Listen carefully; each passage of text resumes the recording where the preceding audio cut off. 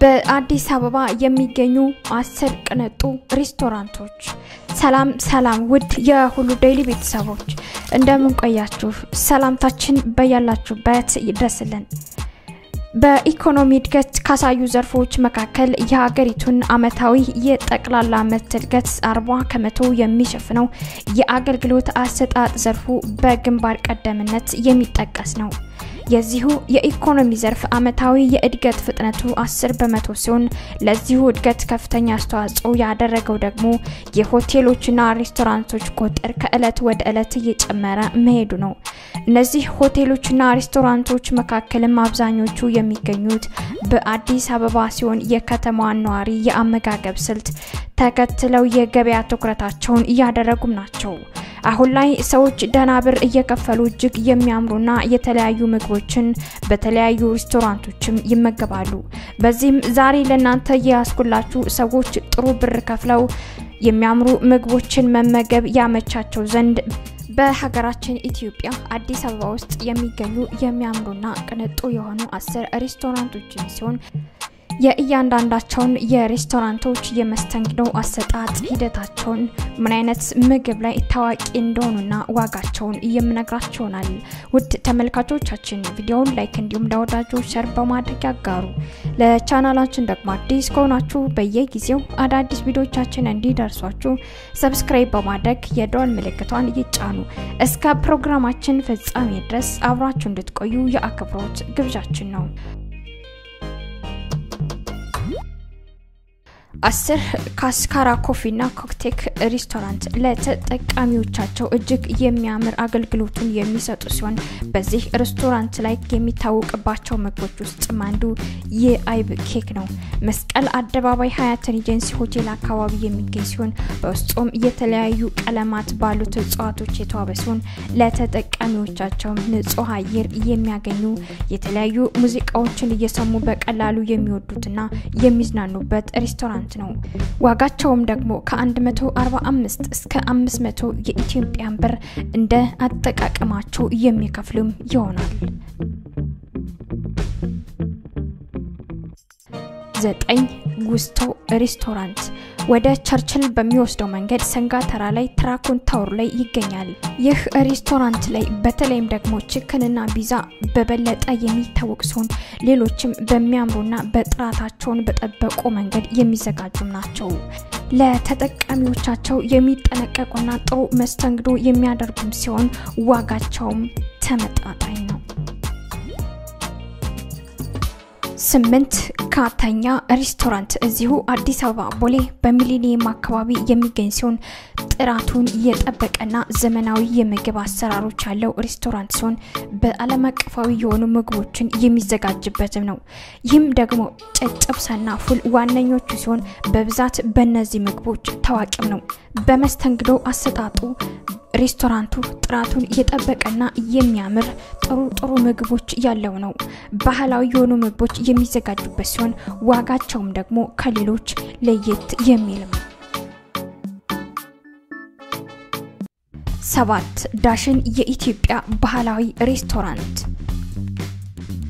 ካሳንቺስ አካባቢ ከአዋሪ መንገድ በተቀራኒው በመለሰ ፋውንዴሽን አካባቢ ይገኛል የስጋና የተለያዩ አትክልት ውጤት የሆኑትን የኢትዮጵያ ምግቦችን በመስራት የሚታወቅ ሲሆን ፋስት ፉድ የሆኑ ምግቦችን በብዛት የሚዘጋጅበት ነው የኢትዮጵያን ባህል በጠበቀ መልኩ የሚዘጋጅ ነው ማታ ላይ ደግሞ በቀጥታ የተለያዩ ሙዚቃዎችና ዳንሶች የሚሰሩ ሲሆን ተጠቃሚዎችን በቀላሉ ተደስተውና ተዝናንተው ከ250 እስከ 1500 የኢትዮጵያ ብር ይከፍላሉ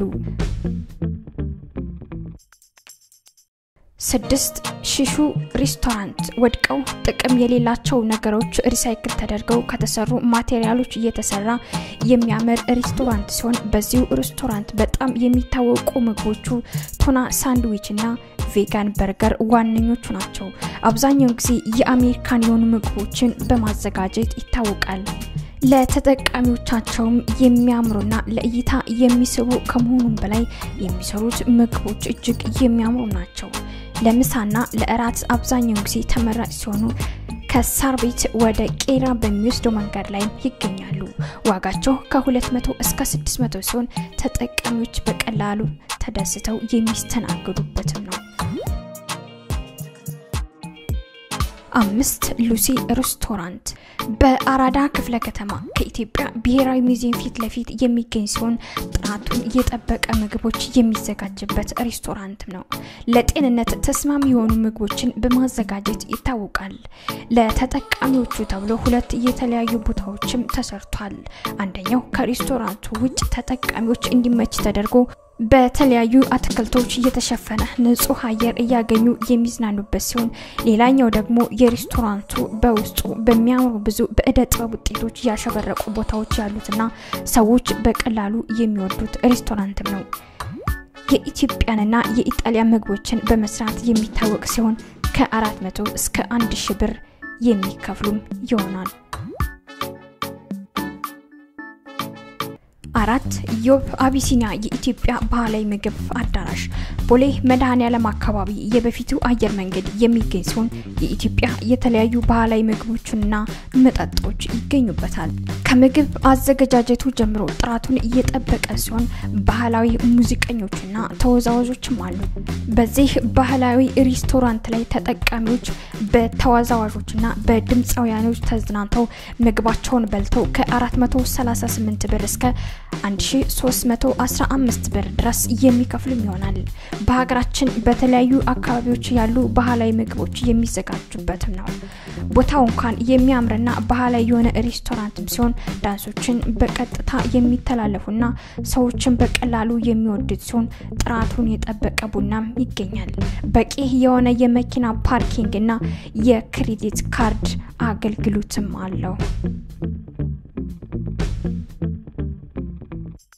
3 ቤቲ አልማንዲ ሬስቶራንት ከየሎ ሆቴል ፊት ለፊት የሚገኝ ሲሆን ሙሉ በሙሉ የአረቢክ ሬስቶራንት ነው። በዚህ ሬስቶራንት በተለይም ደግሞ ባባ ጋናሹ ምግብ ዋነኛውና ታዋቂው ነው። አብዛኛውን የሚዘጋጁት ምግቦች ከሩዝ የሚዘጋጁ ሲሆን ዋጋቸውም ደግሞ ተመጣጣኝ ሆነ ማለትም ከ131 እስከ 635 ድረስ የሚከፍሉ ይሆናል። በብዛት የአረብ ባህላዊ የሆኑ ምግቦች የሚያዘጋጅ ሲሆን በመስተንግዶም የተመሰገነለት ሬስቶራንት ነው። በቂ የሆነ የመኪና ፓርኪንግና የክሬዲት ካርድ አገልግሎት አለው። 2 ኪቸን ሬስቶራንት ማታ ላይ ለእይታ የሚያምር የአየር ጸባዩ ተስማሚና ሬስቶራንቱ እያንዳንዱ ቦታዎች የሚያምሩ ናቸው።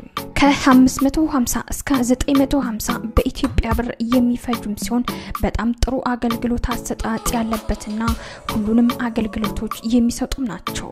በመስቀል አደባባይ ሀያት ሪጀንሲ ሆቴል የሚገኝ ሲሆን አብዛኛውን የምግብ ማዘጋጃ በራሳቸው የሚሰሩ ሌሎችን ደግሞ ከመካከለኛው የምስራቅ ሀገራት ያስመጡ ናቸው።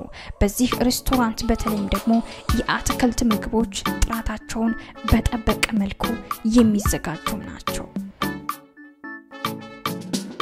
አንድ ኦሪየንታል ሬስቶራንት የምግብ አሰራራቸው ኢሲያን ሲሆን መስቀል አደባባይ አጠገብ የሚገኘው ሀያት ሪጀንሲ ሆቴል ይገኛል። አሁን ከኮሮና ጋር በተያያዘ ደግሞ ብዙ አይነት ጥንቃቄ የተሞላበት ምግቦችን የሚዘጋጅም ነው። ቲፉድና ግሪን ክራይ ታዋቂ የሆኑ ምግቦችን በማዘጋጀት ይታወቃል። በሚሰጡት የላቀ አገልግሎት ደግሞ በኢትዮጵያ ብር ማለት ነው ከ657 እስከ 2191 ድረስ የሚከፍልም ይሆናል። የኢሲያን የምግብ አሰራር አይነት የሚሰሩና ዶሮና ሌሎች ስጋ ነክ ነገሮችን በመጥበስ ሾርባዎችና ኑድል የሚያዘጋጁ ናቸው። ጥሩ አይነት የመስተንግዶ ስራም ይሰራሉ። ውድ የተከበራችሁ የሁሉ ዴይሊ ቤተሰቦች የዛሬውን ፕሮግራማችን በዚሁ አበቃን። ያላችሁን አስተያየት በኮሜንት አድርሱን። በቀጣይ ለእናንተ የሚያስገርምና የሚያዝናኑ ለእናንተ ይጠቅማሉ ብለን የምናስባቸው መረጃዎች ይዘንላችሁ እንቀርባለን። ቪዲዮውን ላይክ፣ ቻናሉን ሰብስክራይብ እንዲሁም ለወዳጆች ሼር በማድረግ አጋሩ። እናመሰግናለን።